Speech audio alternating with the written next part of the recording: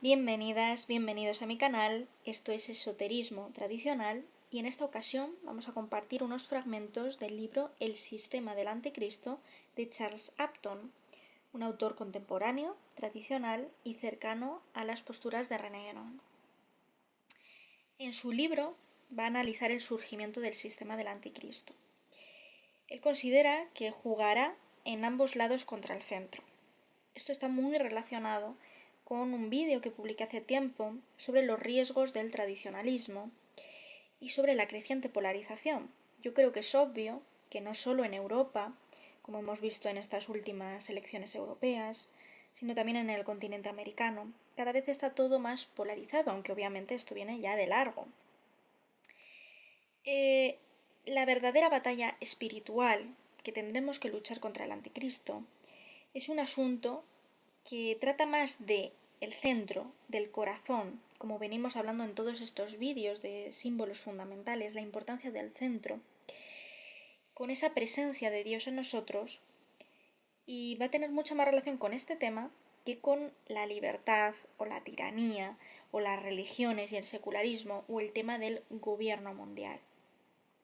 Yo creo que es obvio que si nos vamos a ambientes tradicionalistas, no tanto tradicionales, van a estar muy obsesionados con el tema del gobierno mundial, con la Agenda 2030 y con la identificación de estos temas con el anticristo, con el demonio. Pero verdaderamente el papel del demonio, del diablo, siempre es la división. Lo que propone Charles Upton es que el anticristo va a jugar tanto en el gobierno mundial como en el terrorismo antiglobalista, que cada vez tiene más fuerza.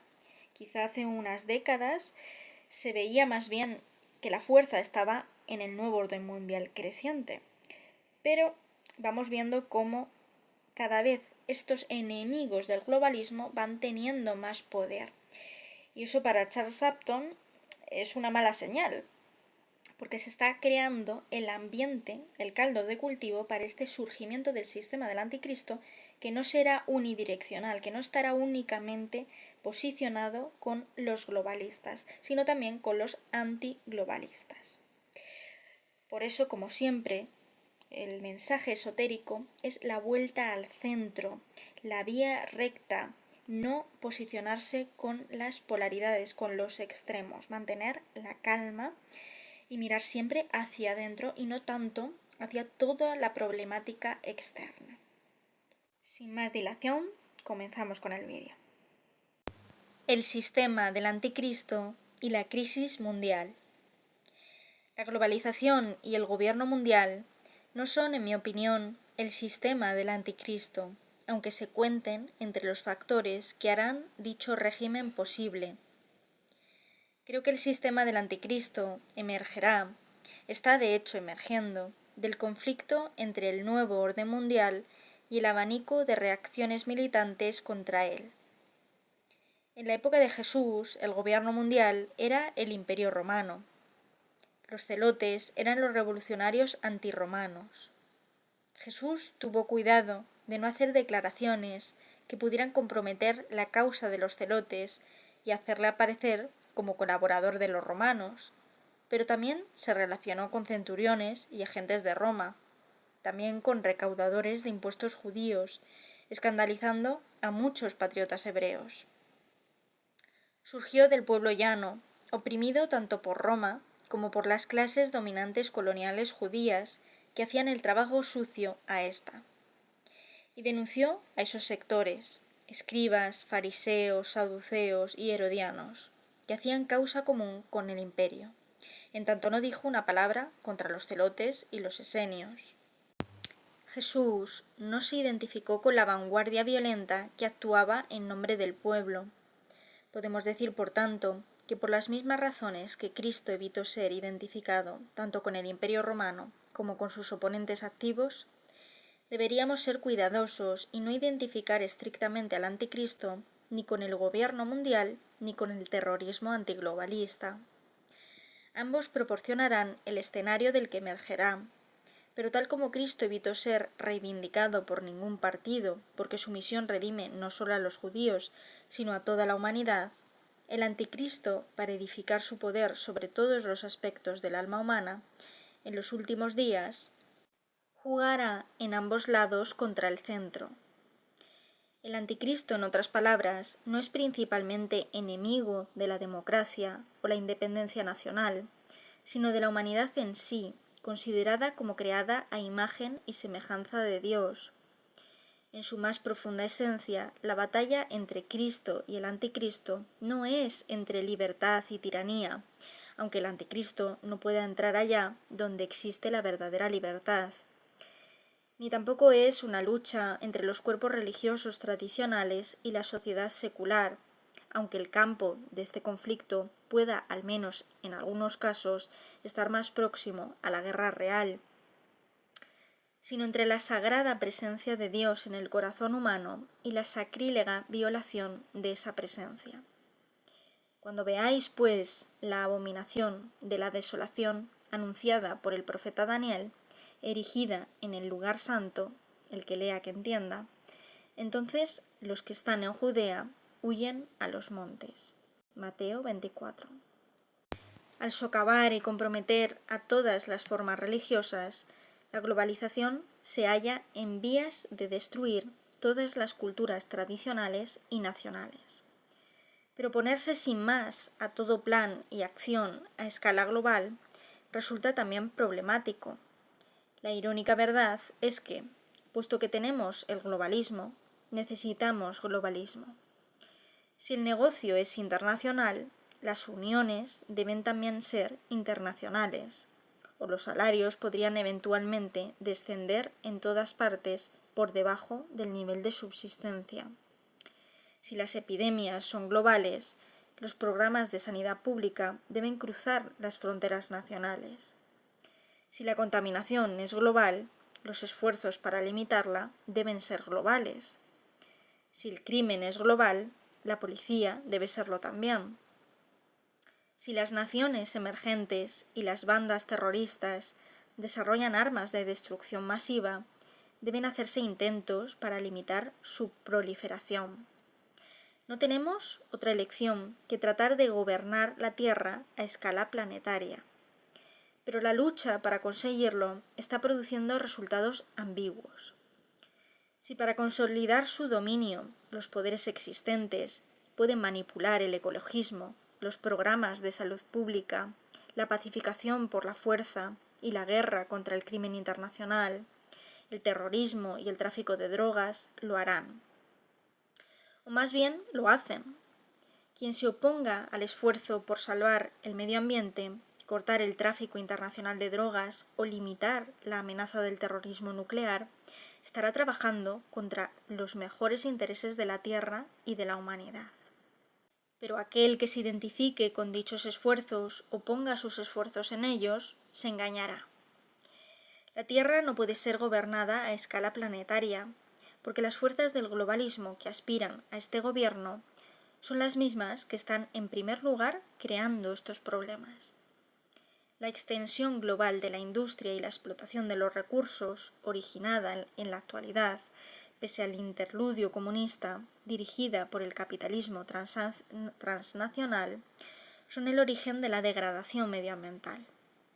Destruyendo las economías de subsistencia tradicionales y proletarizando el trabajo con la enorme ayuda de la brutal colectivización de la agricultura a costa de decenas de millones de vidas en Rusia y China comunistas, explotando la mano de obra barata y amenazando las identidades culturales religiosas, las propias fuerzas del capitalismo global han creado el tráfico subterráneo de drogas, armas, especies animales en peligro, esclavos, todos monumentos al espíritu empresarial.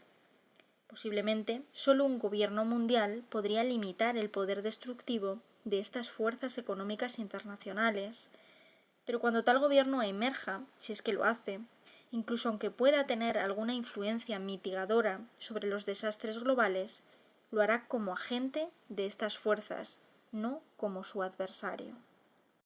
La política es el arte de lo efímero. Todo lo valioso obtenido a través de la acción política es temporal, ambiguo y corruptible.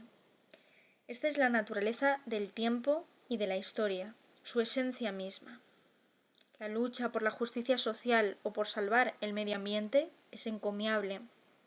Toda persona que logre evitar ser derrotada por las circunstancias y no llegue a convertirse en un explotador y un opresor de otros, es una bendición para los de la especie humana. Cada especie que pueda ser salvada de la extinción permanece como un incomparable espejo de un único aspecto de la naturaleza divina, y puesto que no podemos saber con certeza si el fin de este Edén supondrá o no la total destrucción de la vida en la tierra, incluso la de toda vida humana, cuanto sabemos es que será el fin para nosotros. Puede o no engrosar la biodiversidad en reserva para el próximo ciclo de manifestación terrestre. Pero la batalla contra el anticristo se emplaza en un nivel distinto. Aunque para algunos pueda incluir una vertiente política, es esencialmente espiritual. Mi reino no es de este mundo. Es una lucha por salvar no el mundo, sino el alma humana, empezando y terminando, si procede, por la propia. De acuerdo con Apocalipsis 20, versículos del 7 al 8, cuando se terminen los 1000 años, Satanás será soltado de su prisión y saldrá a seducir a las naciones de los 4 extremos de la tierra, a Gog y a Magog, y a reunirlos para la guerra, numerosos como la arena del mar. Según el Apocalipsis de San Juan, un comentario ortodoxo del arzobispo Aberki de Jordanville, el significado de Gog en hebreo es reunión o alguien que se reúne, y el de Magog es exaltación o alguien que exalta. La palabra exaltación me sugiere la idea de trascendencia como opuesta a la de unidad. Reunión, la de unidad como opuesta a la trascendencia. La relación de esta asociación es que uno de los profundos engaños del anticristo en los últimos días del ciclo será situar estos dos aspectos integrales del absoluto en oposición entre sí en la mente colectiva y a una escala global, en los 4 extremos de la Tierra. En cuanto a la expresión política y económica de esta estéril polaridad satánica, la falsa cohesión de la tiranía izquierdista, así como el actual capitalismo global, caerían bajo Gog. En tanto el falso jerarquismo de la tiranía de derechas y el absolutismo violento de los varios movimientos separatistas tribales, tanto étnicos como religiosos, opuestos al globalismo, advendrían bajo Magog. En términos de religión, esas teologías liberales, historicistas, evolucionistas, cuasi materialistas, que enfatizan la inmanencia de Dios como opuesta a su trascendencia, son parte de Gog.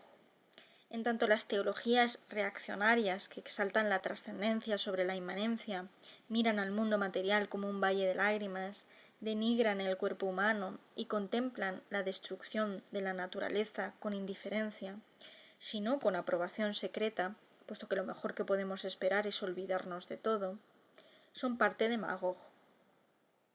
El conflicto entre ambas es precisamente la falsificación satánica del auténtico conflicto entre el Rey de Reyes y Señor de Señores y la bestia con su falso profeta descrito en Apocalipsis 19.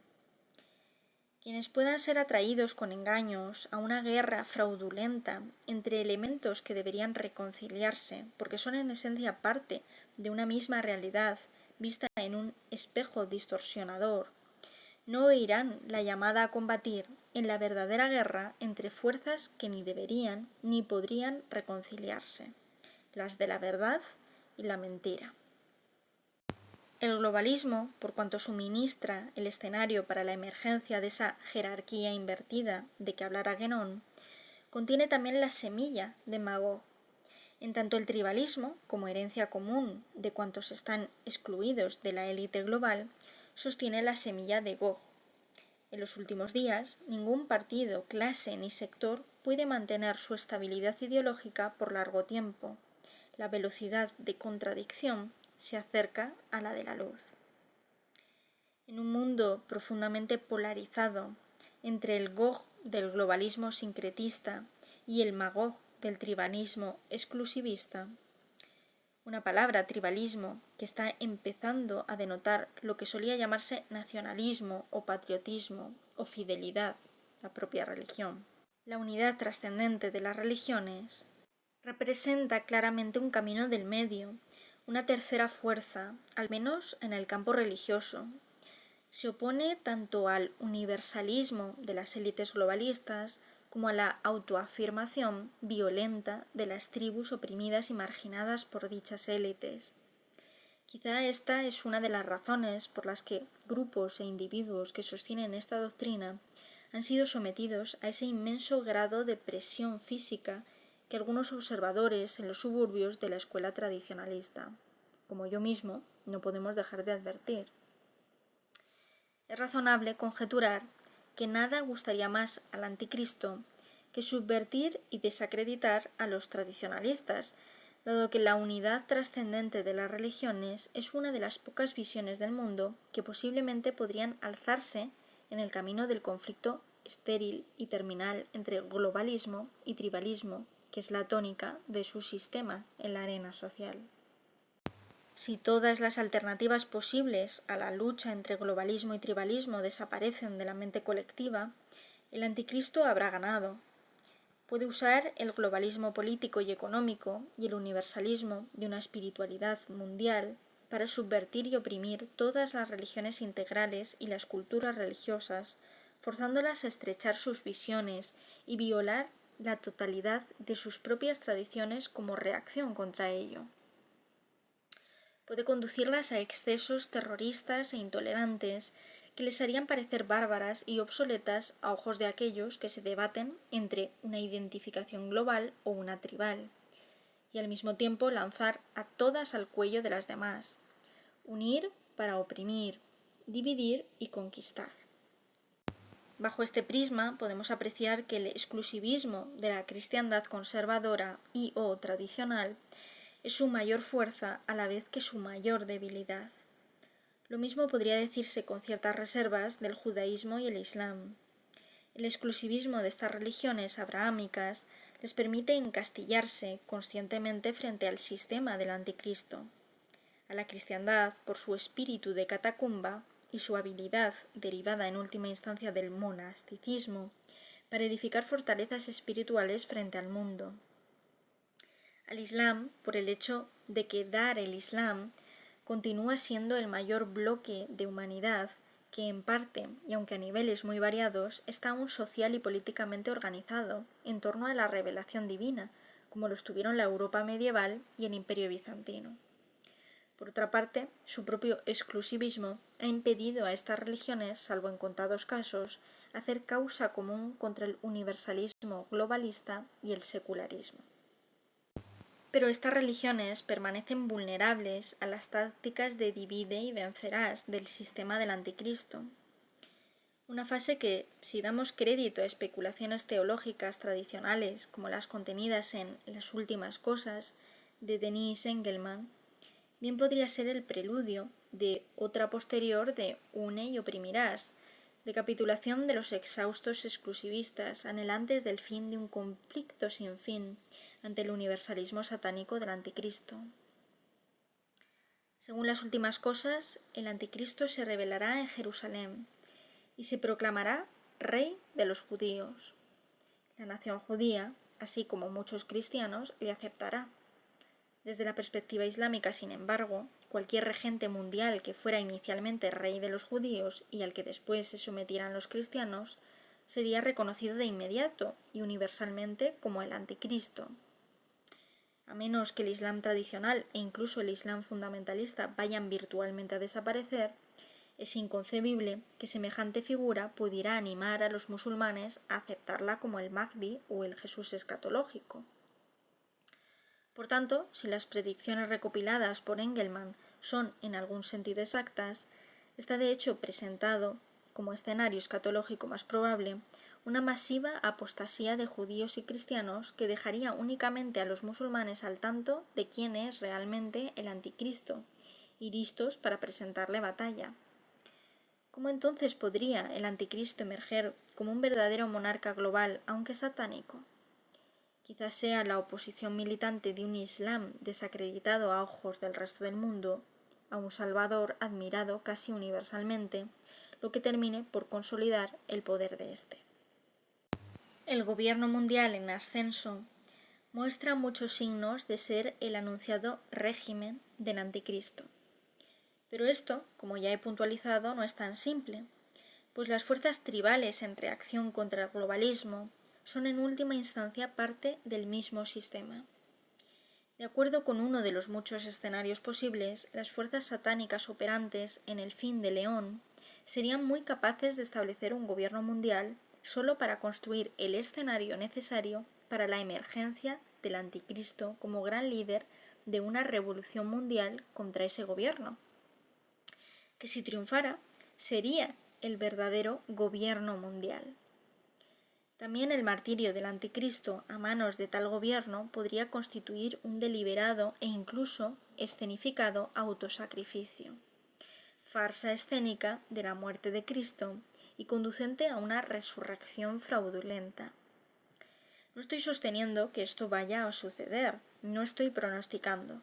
Solo quiero puntualizar que para edificar su poder, excepto en el último conflicto mesiánico llamado en Apocalipsis Armagedón, que es iniciado y concluido por Dios mismo, el anticristo como falsa manifestación de la universalidad divina tendrá la capacidad de usar a todas las partes en todos los conflictos, incluyendo uno global.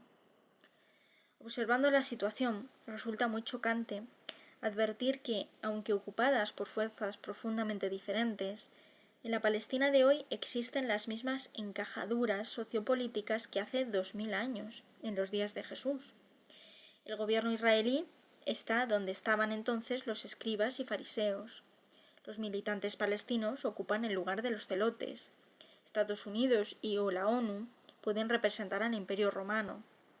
Y la posición única de Jesús en la cruz o cruce, donde todas las fuerzas contemporáneas convergen, es ahora ocupado por Yasser Arafat, crucificado en los cuernos de cada contradicción. Pero Arafat ciertamente no es Jesús. En ningún sentido trasciende la condición que ocupa. No es más que una marioneta de dichas fuerzas. Jesús de Nazaret estaba profundamente al tanto de la situación política. Al nivel humano debería estarlo. Esto no significa, desde luego, que fuera una especie de revolucionario político. De hecho, una cierta sapiencia política le era necesaria para simplemente evitar verse forzado a tomar partido a favor o en contra del partido del Templo en su alianza con Roma, a favor o en contra de los celotes, en un mundo donde se suponía que todos tenían que hacerlo, y en apariencia todo se precipitaba inexorablemente hacia la revuelta judía del 66. Por ejemplo, cuando sus oponentes le desafiaron a responder en público si era o no legal pagar impuestos a Roma, creyeron tenerle en sus manos. Si hubiera respondido sí, habría perdido a sus seguidores en el sector celote, que puesto que interpretaban el tributo como un acto de adoración al emperador, establecida oficialmente en algunas provincias romanas, lo consideraban una blasfemia contra Yahvé. Especialmente porque el denario romano, en que se pagaba el tributo, por llevar la imagen del emperador, era visto por los celotes como un ídolo, una imagen de piedra. Habría perdido también su autoridad moral para criticar a los escribas y fariseos que habían llegado a un compromiso con el gobierno colonial romano. Habría sido incluido en el partido de las autoridades del templo, al menos a ojos del pueblo, lo que le habría aislado de los celotes y los esenios. Si por otra parte hubiera respondido no, habría sido identificado sin más con los celotes y habría perdido contacto con su más amplia audiencia. Se habría también visto expuesto a un arresto prematuro o una posible acusación de sedición. Su muerte, pues, no habría significado más que la de, digamos, alguien como Barrabás. Como tantos otros miles, habría muerto como un rebelde unidimensional contra Roma y habría sido olvidado. Su elección de un camino que sortea las trampas de esa contradicción sociopolítica representa una pieza maestra de sublimación y puede darnos una clave de cómo evitar ser incorporados a conflictos falsos o estrechamente definidos y andar, por el contrario, la senda que conduce a la verdadera guerra. Primero pidió que alguien de la multitud le diera la moneda del tributo, demostrando así que no tenía monedas, que era uno de los pobres, en árabe fukara, el plural fakir, que es sinónimo de sufí, a quienes venía a predicar la buena nueva, y también que la moneda idólatra en cuestión circulaba libremente. En segundo lugar, al preguntar ¿qué imagen es esta?, a lo que se le responde la del César, se estaba distanciando de los celotes al demostrar claramente que la moneda no podía ser un ídolo, por la sencilla razón de que el César no era Dios, por lo cual uno podía dar al César lo que es del César sin cometer blasfemia. Al mismo tiempo estaba diciendo, en efecto, que distribuir la imagen del pequeño falso Dios de ningún modo era adorar, sino que podría incluso ser un acto de condescendencia por parte de los judíos que conocían y adoraban al Dios viviente. Su autopercepción y su privilegiada posición como el pueblo elegido no podía en ningún sentido ser violada por seguir la corriente al narcisismo de esos autotitulados césares. Por tanto, sin un maravilloso grado de sapiencia espiritual y política, Jesús habría inevitablemente sido incluido en el conflicto político, y su misión habría fracasado. Esta, por supuesto, es la situación vista desde el punto de vista de la humanidad de Jesús, desde el punto de vista de su divinidad, su misión, ordenada por Dios, no podía fracasar. Y esta lección sobre cómo evitar verse demasiado involucrado en conflictos políticos prematura y estrechamente definidos que comprometen la percepción espiritual y la disposición a atender la verdadera llamada de Dios, tiene también su lado esotérico, como una parábola activa de cómo ir más allá de los pares de opuestos y realizar el absoluto. En la interpretación de los cristianos ortodoxos orientales, lo que es del César es el peso de la moneda en oro, y lo que es de Dios, la forma en ella lacrada del ser humano, creado a imagen y semejanza de Dios. Nuestras vidas pertenecerán siempre, eternamente y de edad en edad a Dios. Es por esto que en la resurrección puede nuevamente encarnarse en una sustancia gloriosa e incorruptible.